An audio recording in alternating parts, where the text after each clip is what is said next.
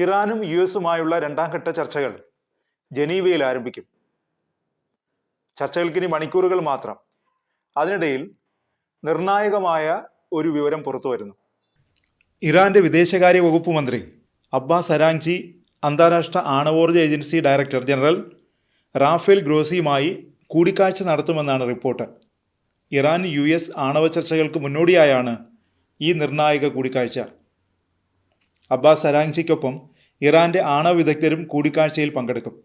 അമേരിക്കയും ഇറാനും തമ്മിലുള്ള രണ്ടാം ഘട്ട ആണവ ചർച്ചകൾക്ക് തൊട്ടുമുമ്പാണ് അന്താരാഷ്ട്ര ആണവോർജ്ജ ഏജൻസിയുമായുള്ള കൂടിക്കാഴ്ച നടക്കുന്നത്. കൂടിക്കാഴ്ച ഏറെ നിർണായകമാണെന്നാണ് വിലയിരുത്തൽ. അന്താരാഷ്ട്ര ആണവോർജ്ജ ഏജൻസിയുമായി ഇറാൻ നേരത്തെ സഹകരണം അവസാനിപ്പിച്ചിരുന്നു.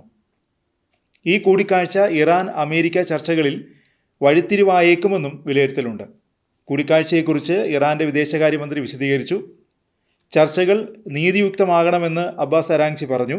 ഭീഷണിക്ക് വഴങ്ങിയുള്ള ചർച്ചകൾക്ക് ഇറാൻ തയ്യാറല്ലെന്നും അദ്ദേഹം വ്യക്തമാക്കി. അതിനിടെ ഇറാനും ചൈനയും റഷ്യയും കഴിഞ്ഞ ദിവസം ചർച്ച നടത്തിയിരുന്നു. ഈ 3 രാജ്യങ്ങളിലെയും അംബാസഡർമാരാണ് ചർച്ച നടത്തിയത്.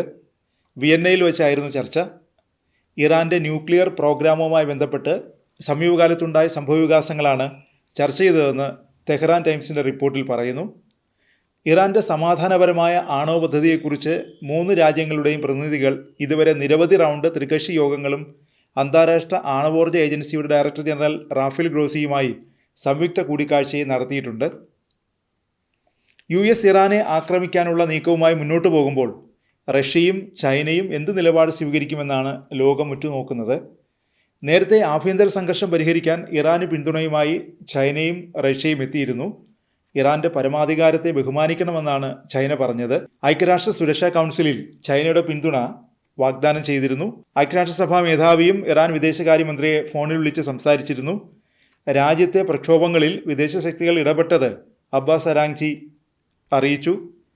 റഷ്യൻ പ്രസിഡന്റ് വ്ളാഡിമിർ പുടിനും സംഘർഷം ലഘൂകരിക്കാൻ ഇറാന് പിന്തുണ വാഗ്ദാനം ചെയ്തിരുന്നു. രണ്ടാം ഘട്ട സമാധാന ചർച്ചകൾ ജനീവയിലാണ് നടക്കുന്നത്. ഒമാന്റെ മധ്യസ്ഥതയിൽ 17-നാണ് ചർച്ച. ആണവ പരീക്ഷണങ്ങൾ ഇറാൻ പൂർണ്ണമായി നിർത്തണമെന്നാണ് US-ന്റെ ആവശ്യം.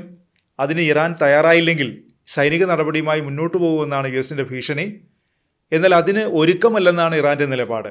ആണവ മിസൈൽ പദ്ധതികൾ നിർത്തിവെച്ച് സമാധാനത്തിനില്ലെന്ന ഉറച്ച നിലപാടിലാണ് ഇറാനും.